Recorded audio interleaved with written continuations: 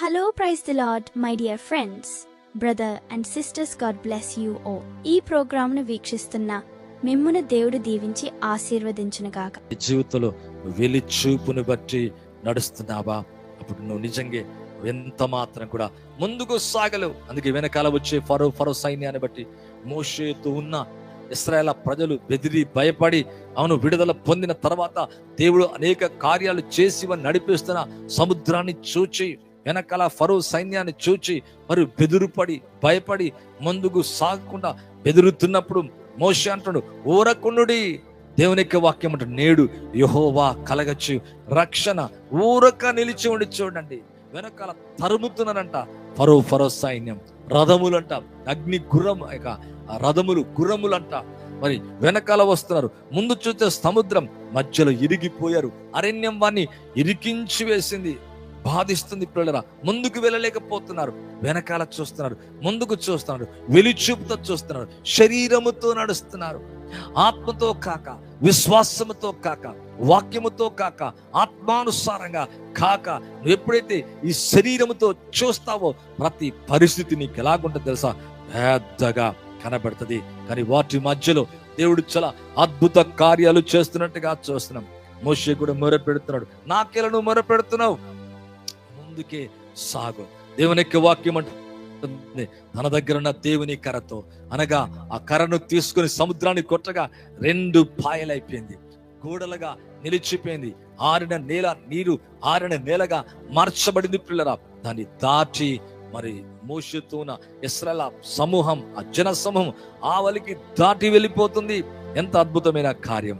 వెనకాల వచ్చిన ఫరో సైన్యం అందులో నశించిపోయినట్లుగా బైబిల్లో చూస్తున్నాం. నిజమే, ఇశ్రాయేలు ప్రజలు వెలి చూపును బట్టి చూచినప్పుడు బెదిరి భయపడి మరి ఆగిపోయి నశించిపోతామని కలవరపడి దేవునికి మొరపెట్టి మోషేను మీద సరిగినప్పుడు మోషే అంటుండు, ఊరకుండండి, నేడు యెహోవా కలగచ్చు రక్షణ, ఊరక నిలిచి చూడమని చెప్పినట్లుగా బైబిల్లో చూస్తున్నాం. ఈ లైవ్ ద్వారా మరలా అంటున్నా, మీ జీవితంలో ఒకవేళ దుఃఖముతో ముందుకు సాగలేవు. అవును, మోషే నీ వెలి చూపును బట్టి కాక విశ్వాసముతో అదృశ్య దేవుణ్ణి ఉన్నాడని విశ్వసించి విశ్వాసము ద్వారా ముందుకు సాగుతుండగా సముద్రం అవును 2 పాయలైపోయింది, దారిగా చేయబడింది. ఆవలిగా తాను దాటడమే కాదు, తనతో ఉన్న వారందరినీ కూడా దాటింప చేసినట్లుగా బైబిల్లో చూస్తున్నాం. ఈ లైవ్ ద్వారా నీవు అలాగే ఉన్నావా?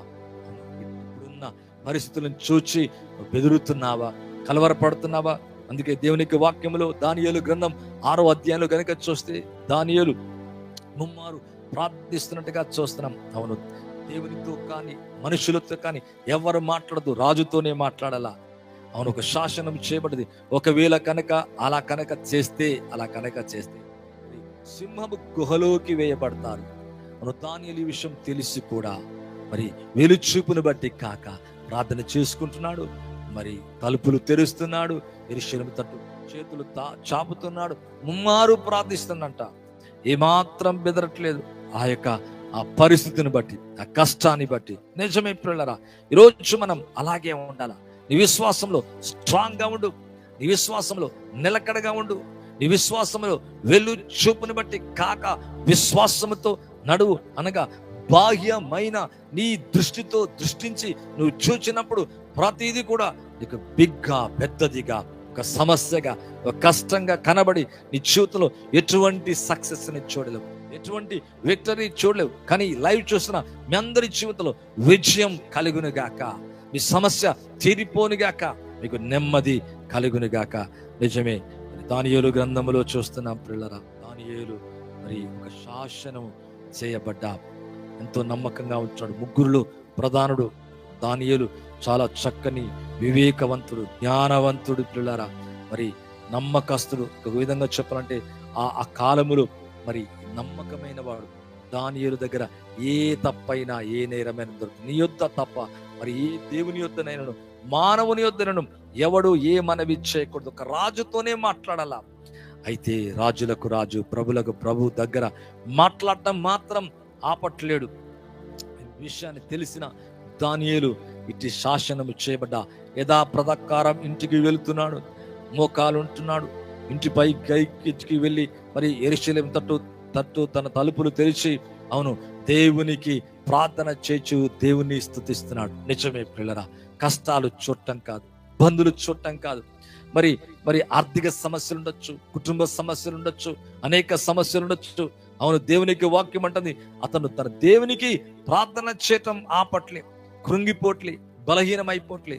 వాము ఇటువంటి సమస్య, ఈ సమస్యని ఆ సమస్యను చూచి ఏమాత్రం కలవరపడతలేదు. మనుషులు గుంపు కూడి వచ్చి దానియేలు తన దేవునికి ప్రార్థన చేయటం ఆయన బతిమాలుకునడి వచ్చి ఎంత అద్భుతం. రాజు సమూహానికి సముఖమునకు మరి వచ్చి శాసన విషయమును బట్టి రాజా 30 దినముల వరకు నీకు తప్ప మరి ఏ దేవునికైనా మానవునికైనా ఎవడు ప్రార్థన చేయకూడదు, ఎవడైనా చేసిన వాడు సింహపు గుహలో పడద్రోయబడునని నీవు ఆజ్ఞయలేదా అని మనవి చేయగా రాజు మాదిల యొక్క పారసీకుల యొక్క పద్ధతి ప్రకారం ఆ సంగతి స్థిరం, ఎవరును దాన్ని రద్దుపరచాలనను. ఇట్టి ఆజ్ఞ తెలిసి కూడా వెలి చూపును బట్టి కాక సింహపు గుహాని లేకపోతే సింహాలని లేకపోతే ఆ గుహలో వేస్తారని ఏ మాత్రం బెదరక భయపడక శాసనాన్ని లక్ష్య పెట్టక దేవుణ్ణి మరి విశ్వసించి వెలుచూపుని బట్టి కాక ఎంత మాత్రం భయపడక దేవునికి ముమ్మారు ప్రార్థన చేస్తున్నాడు. నిజమే, దానియేలుని తీసుకెళ్లి గుహలో వేశారు పిల్లరా.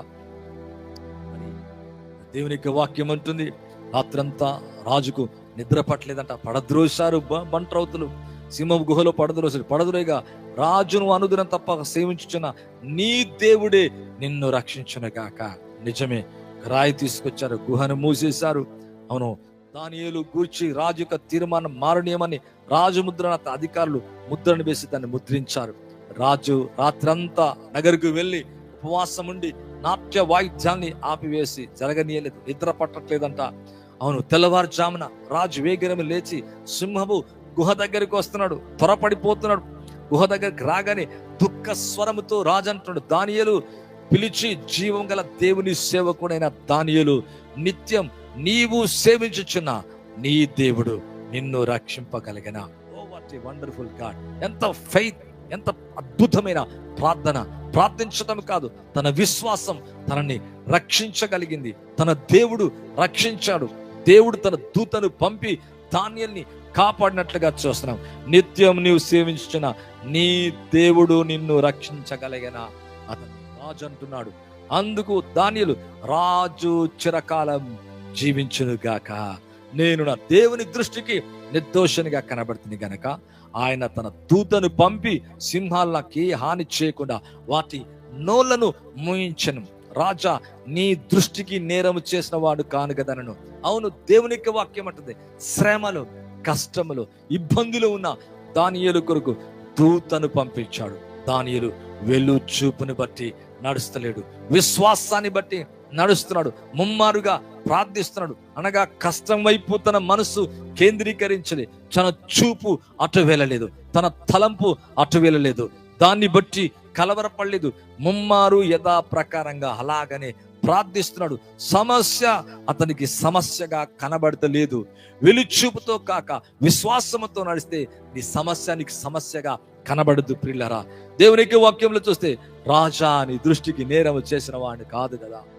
అవును, రాజు ఇందును గూర్చి అతి సంతోష భర్తుడై దానియేలు గుహలోండి పైకి తీయుడని ఆజ్ఞగా బంట్రౌతులు దానియేలు బయటికి తీసిరి. అతడు తన దేవుని యందు భయభక్తులు గలవాడినందున అతనికి హాని కలగలేదంట.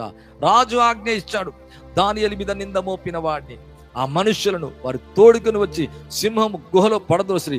వారి కుమారులు వారి భార్యలు పడద్రోసిరి. వారి గుహ అడుగునకు రాకముందే సింహాల పాలైపోయారంట.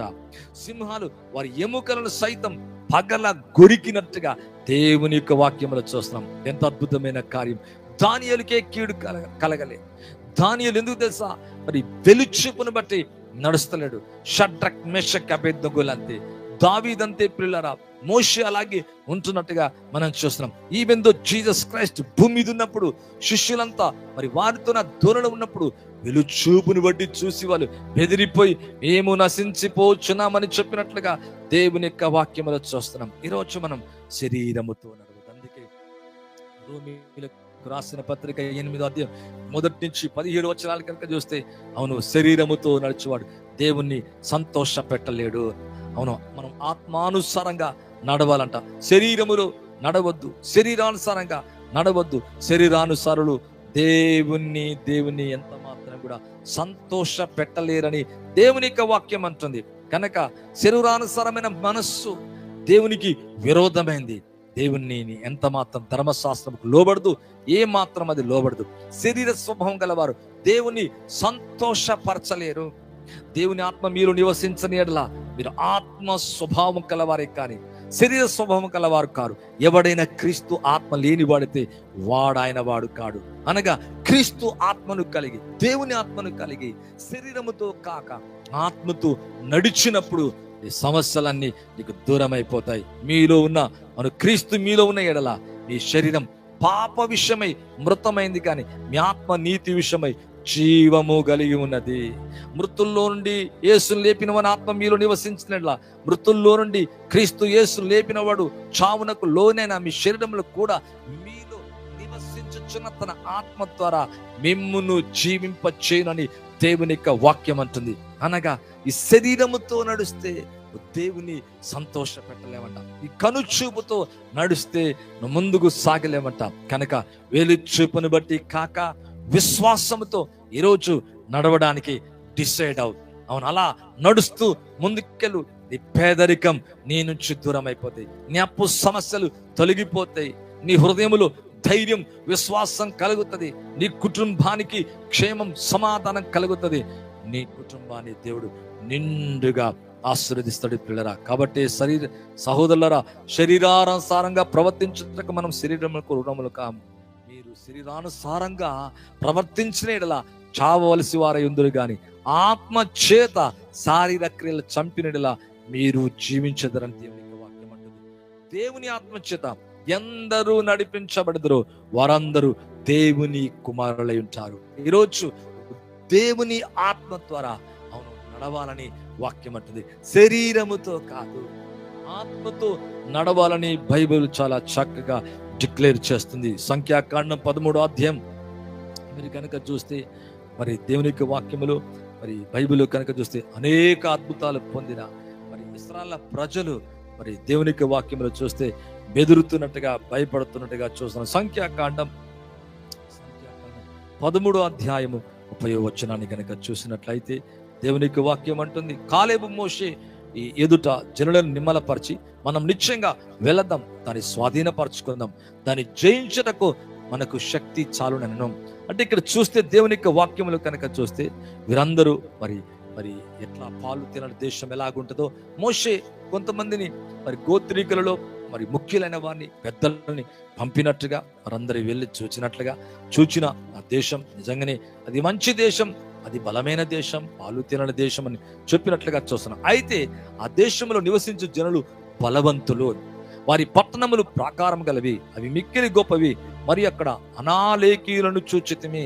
అంటే చూచుచున్న దాన్ని బట్టి మరి ఏమవుతున్నారంటే విశ్వాసాన్ని కోల్పోయి అవిశ్వాసముతో మాట్లాడుతూ భయపడినట్లుగా బైబిల్లో మనం చూస్తున్నాం. కానీ అదే వారితో ఉన్న కాలేబు యెహోషువలు ఏమాత్రం భయపడక ఒక మాట అంటున్నాడు, ప్రజలందరినీ నిమ్మలపరిచి మనం జయించలేం, వారు చాలా బలవంతులు, మనకంటే శక్తిమంతులు. అంటే దేవుని శక్తిపై ఆధారపడకుండా వీరేమవుతున్నారంటే భయపడుతున్నట్టుగా చూస్తున్నాం. అనేక మార్లు 10 మార్లు దేవుడు అనేక గొప్ప కార్యములు చేసినట్టుగా వారు తిరుగుబాటు చేస్తున్నట్టుగా చూస్తున్నాం.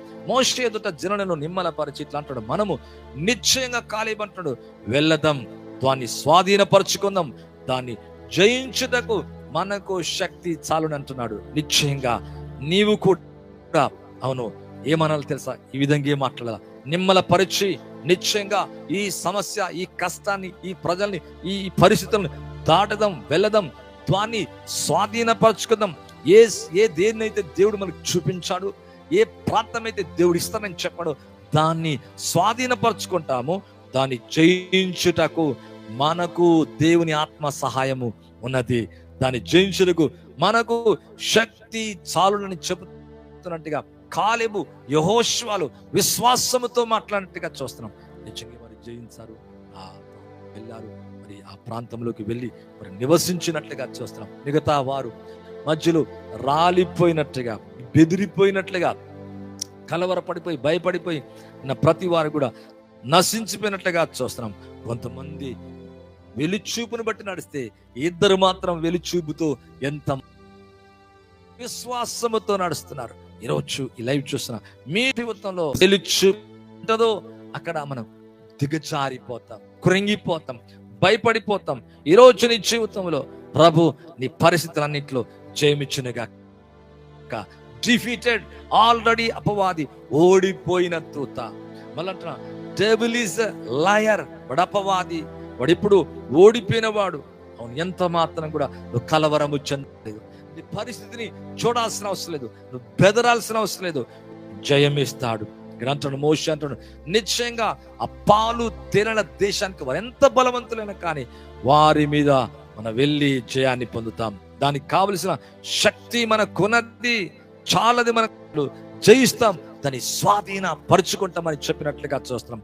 ఈ విధంగా విశ్వాసంతో నీవు కూడా అలా చెప్పినప్పుడు దేవుడు చక్కటి ఆరోగ్యాన్ని ఇస్తాడు, నీ కుటుంబీకుల్ని రక్షిస్తాడు, నీ కుటుంబానికి నెమ్మదిస్తాడు, నీ పరిస్థితులను మార్చివేస్తాడు. నీ తరతరాల నుంచి వచ్చిన దరిద్రం, శాపం ఏదైతుందో దాన్ని తొలగించి దేవుడు నీకు నెమ్మది, సమాధానం కలగ చేస్తాడు. ఒకవేళ కుటుంబ సమస్యలు ఉండొచ్చు, లేదా నీ కుటుంబంలో అనారోగ్య సమస్యలు ఉండొచ్చు, సమాధానం లేకుండా ఉండవచ్చు. ఏది ఏమైనా కానీ, ఎటువంటి సమస్య అయినా కానీ, సమస్యలన్నీ ప్రభు దూరం చేసి కుటుంబానికి దేవుడు క్షేమాన్ని, నెమ్మది, సమాధానము కలగచేయునుగాక. నీ చూపుతో నడుస్తున్నామా, విశ్వాసంతో నడుస్తున్నామా? ఈరోజు మనమందరం అదే చెప్పాల. ఐగుప్తు ధనము కంటే క్రీస్తు యేసు నింద గొప్ప భాగ్యమని వీళ్ళు చూపుతో కాక ఆ ఫరో కుమారుడని అనిపించుకొనక మరి మోషే సముద్రాన్ని దాటి అరణ్యములు క్రీస్తు కొరకు నిందైన, బాధైన, శ్రమైన అనుభవించడానికి విశ్వాసముతో అదృశ్య దేవుని చూస్తూ నడిచాడు గనక తాను పొందబోవు బహుమానమును అర్పించి దాన్ని వైపు చూస్తూ ముందుకు నడిచాడు గనక బలమైన సాత్గా మారిపోయాడు. అనిత్య జీవాన్ని సంపాదించాలంటే ఈ లోకంలో ఉన్న పరిస్థితులను చూడవద్దు, పరిస్థితులను చూచి బెదరవద్దు, విశ్వాసాన్ని కోల్పోవద్దు, లేదా విశ్వాసంలో ఆగిపోవద్దు, ఒక దగ్గర స్ట్రక్ అయిపోవద్దు. అపవాది చూపించి, పరిస్థితులను చూపించి బెదురు భయాన్ని కలగ చేస్తుంది. ఈరోజు నీ ప్రతి భయం నీ నుంచి విడిపోనిగాక, ప్రతి సమస్య నీ నుంచి విడిపోనిగాక. యేసు నామములో దేవుని రక్తం నిన్ను విడిపించునుగాక. ఆయన పొందిన దెబ్బల ద్వారా నీకు స్వస్థత, ఆయన రక్తములో నీకు పాప క్షమాపణ ఉంది. నీ బలహీనతలన్నీ నిశ్చయంగా సిలువలో భరించాడు. పరిశుద్ధాత్మతో ఇప్పుడే ప్రభు తాకబోతున్నాడు. దేవుడు తన ఆత్మతో నింపబోతున్నాడు. దేవుని యొక్క శక్తి నీపైకి రాబోతుంది. దేవుని యొక్క మహిమ శక్తి నిన్ను తాకబోతుంది, నిన్ను కమ్మబోతుంది. పిల్లలారా, అవును, ప్రభు అనేక మార్లు ఆయన వెలు చూపుతో చూచి నా జీవితంలో ఈరోజు అలాగుండనయ్యా, విశ్వాసముతో ముందుకు ధైర్యంతో వెళ్తానని అలా చెబుతావో నీ జీవితం అద్భుతంగా, ఆశ్చర్యకరంగా, దీవెనకరంగా, నువ్వు దీవించబట్టం కాదు అనేకులకు ఆశీర్వాదకరంగా మారబోతున్నావు. అట్టి కృప, అటువంటి ఆశీర్వాదం యేసే మీకు ఇచ్చును గాక. కళ్ళు మూసుకున్నట్లయితే ప్రార్థించి ముందుకెళ్తాం. పరిశుద్ధుడైన తండ్రి, థ్యాంక్ యూ నాయనా. అయ్యా, మా ప్రార్థనలన్నీ వింటున్నందుకు స్తోత్రాలు. ఎవరైతే లైవ్ చూస్తున్నారో, ఏకీభవిస్తున్నారో, వారి సమస్యలు టెక్స్ట్ ఎవరైతే చేస్తున్నారో ప్రభా, వారి జీవితంలో ఉన్న ప్రతి సమస్య, ఫ్యామిలీలోది ప్రభా, అయ్యా కుటుంబంలోది నైనా, ఐసైట్ అయ్యా తండ్రి నైనా, వాళ్ళ కుమార్తె కొరకు, కుమారుడు కొరకు నైనా ఏ ప్రాబ్లం అయితే కలిగి ఉన్నారో ఇప్పుడే యేసు క్రీస్తు నామములో స్వస్థత శక్తిని విడుదల చేస్తున్నా, నెమ్మదిని ప్రవచిస్తున్నా. అద్భుత కార్యం యేసు నామములో జరుగును గాక. బలమైన మీ కార్యం జరిగించి మహిమను, ఘనతను మీరు పొందమని నజరేయుడగు యేసు క్రీస్తు నామములో అడిగి వేడుకుంటున్నాను తండ్రి.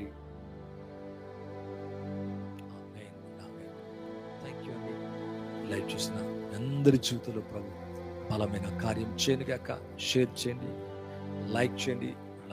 ఇది మొదటిసారి అయితే సబ్స్క్రైబ్ చేసుకోండి. కుటుంబాన్ని సమృద్ధిగా దీవించి ఆశీర్వదించును గాక. Thank you. God bless you all.